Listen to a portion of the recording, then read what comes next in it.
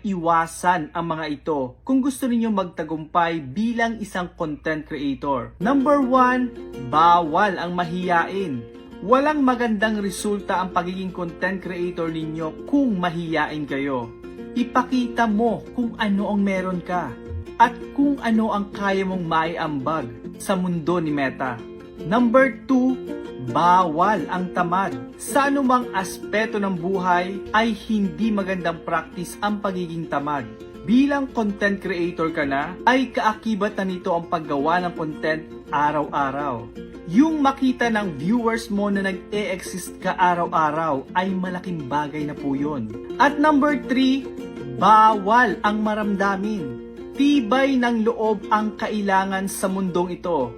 Once na naka-receive kayo ng mga negative comments sa mga post nyo or yung mga bashers, ay i-ignore nyo lang po ang mga ito at wala pong magandang maidudulot. Stressful lang po ang dala nila. As long as tama ang ginagawa mo at wala kang inaapakan tao, ay ituloy mo lang ang paggawa ng mga video. Maging positive lang sa anumang aspeto para positive din ang outcome ng mga video ninyo.